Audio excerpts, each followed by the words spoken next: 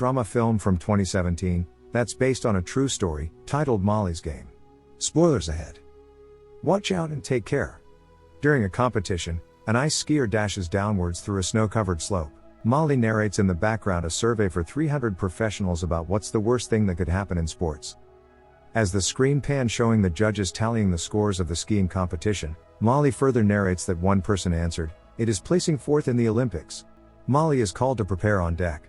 She recounts how she has been training all her life while being coached by her dad Larry, who only sees achieving the goal, with complete disregard of her well-being. She prepares herself mentally as she stares blankly while listening to her iPod.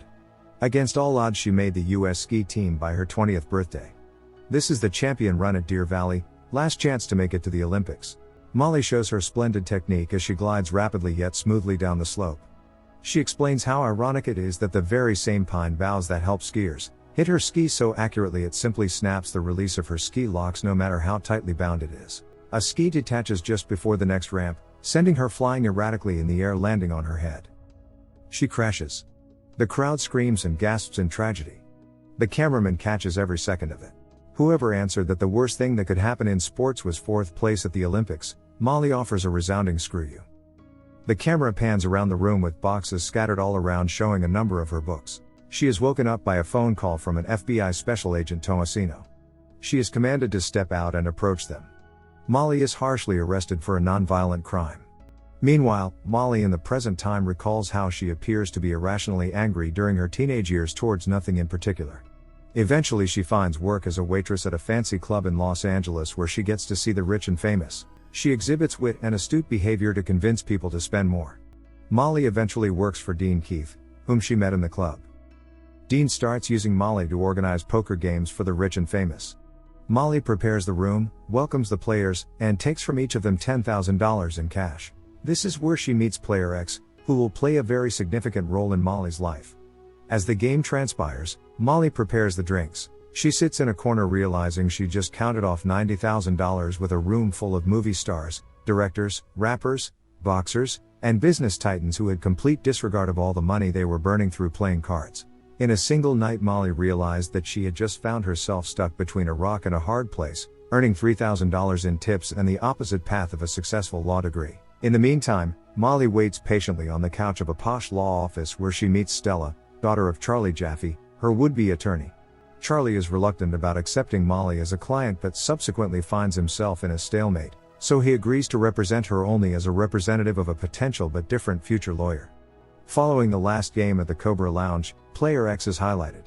Demonstrating his immense skill at poker, hence the survivability of the game will entirely depend on how other poker players would always want to play with Player X. She acquires a new place, a new ride, and $17,000 in cash. No rush for law school. While Molly and Charlie enter the Hall of Justice, Charlie describes how he is only going to represent her as a substitute lawyer. Charlie is tense about something, so much so that he keeps switching seats with the security seated next to Molly. Judge Foxman slowly calls on the defendants queued inside the courtroom. As their turn approaches, Charlie changes his mind because of Molly's noble heart. Charlie asserts he is her counsel. During her teenage years, Molly recalls how her younger brothers have already shown signs of superior intellect and athleticism. Molly thinks highly of herself but doesn't understand why she always baits her father into a fight even during dinner time. Molly criticizes her father but ends up failing when she gets shut down by his firm tone to show respect or start living on her own. Soon, in Los Angeles, she had already saved enough and has done her part to keep her way of living afloat. Dean loses to Player X. He takes it out on Molly by confronting her and telling her that she is no longer going to be paid as his executive assistant. All her arguments to defend her rights fail. Molly is not about to let this happen. She uses her life savings to round up a venue, set up the table, organize a menu, prepare the drinks and cigars, and glamorize herself in preparation for what she expects is going to be the replacement game night before Dean fires her. Molly gets fired. The following morning, she arrives at Dean's office only to be welcomed by Leah, her replacement. She flat out lies and texted Leah with phony contact information about the game. She arrives at the Four Seasons Hotel after gathering the players for tonight. She walks in the middle of the room with a stunning outfit to tell everyone that she will now be hosting the games herself. Molly narrates how the players' egos are fed by winning, together with the feeling of obliterating opponents. Molly asks Jay for a minute of his time. Player X is seen wondering in slight jealousy or perhaps envy as to why Jay had to be isolated by Molly.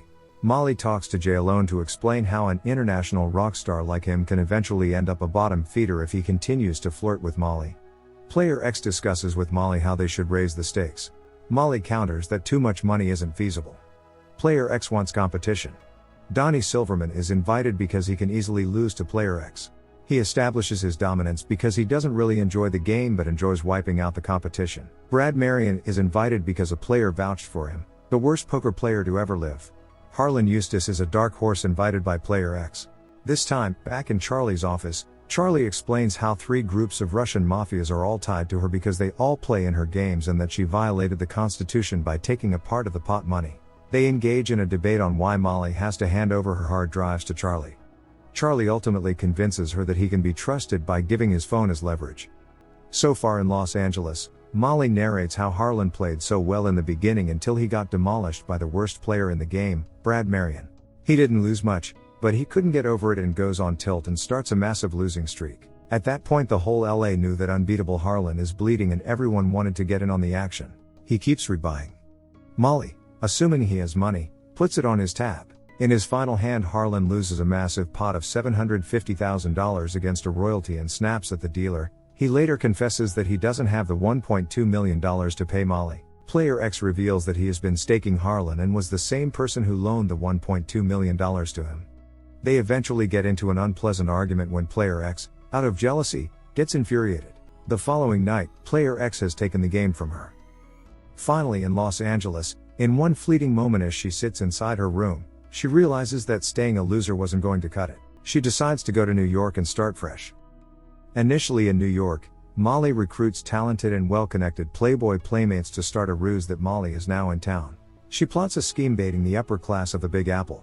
The poker game ensues, as Molly describes her earnings close to $5 million, all obtained legally. Her latest card dealer, B, convinces her to eventually take a portion of the pot money because of an incident where a player cheated on her, and that's on top of the money owed to her by players that could no longer be found. She gives in to B's suggestion in one high-stakes game where the pot amounted to $3 million. She is now violating the law. Douglas Downey, a regular and drunkard, eventually loses and does not have the money to pay for it. Molly uses Doug to invite the big-time Russian poker players from Brooklyn. She succeeds. Mike Davidoff, Ilya, and Alexei Gershon, Shelby Habib, are business magnates in their own fields. They make the game more interesting but lose nevertheless. Molly narrates that there was no way to tell these gentlemen had deep dark secrets. Moreover, in Charlie's office, Molly waits in sentimental silence. Charlie arrives with the bad news that his plan failed. Charlie settles down and asks Molly about her father. Molly admits that she had a lot of pressure from her dad, but nothing compared to how tough she was on him. In one swift pitch that Charlie couldn't intervene, Molly says she will tell everything they need to know about her but only about her. Charlie surrenders. Back in her New York heyday, Pat, her driver and security, drives her home. Molly narrates how she liked Pat because she could open up to him and receive no judgment. Pat asks her a favor to meet a couple of hedge fund guys, whom she agrees to meet at the Four Seasons bar. She could immediately tell that these two men, Paul and John G., were barbaric debt collectors who urged her to hire them, but she declined. Her doorman tricks Molly into believing that he has a package for her. A man knocks on her door, roughs her up, smashes her head to the wall, takes her money, jewelry, and gold. The man threatens to kill her mother in Telluride, Colorado, as he explains that rejecting Paul and John G. was a bad idea. Molly is on the floor swollen and beaten up. With a final kick to the stomach, Molly passes out as the perp leaves with a bag full of cash.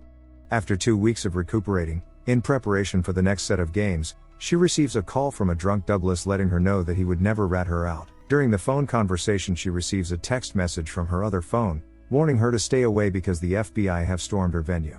She panics and rushes to depart.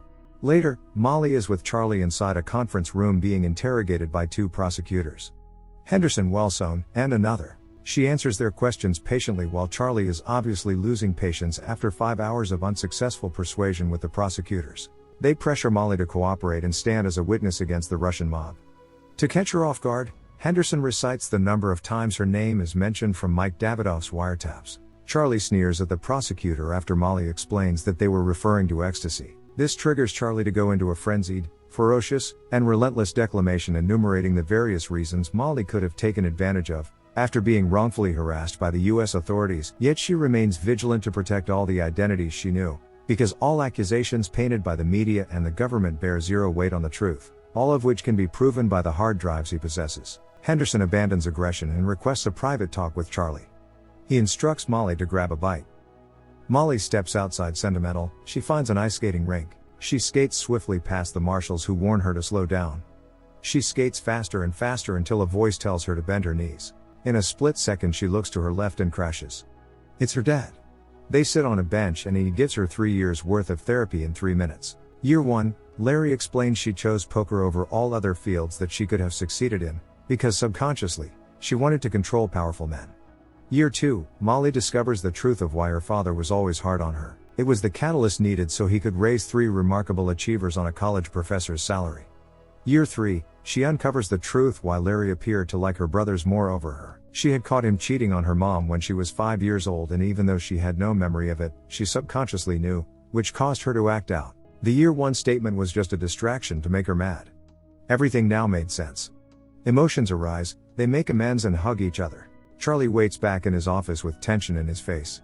Molly startles him. Molly kids around until Charlie interrupts her with a new offer from the prosecutors. She gets her money back plus interest and she walks, in exchange for all her hard drives. They engage in a heated argument because Charlie wants Molly to take the offer.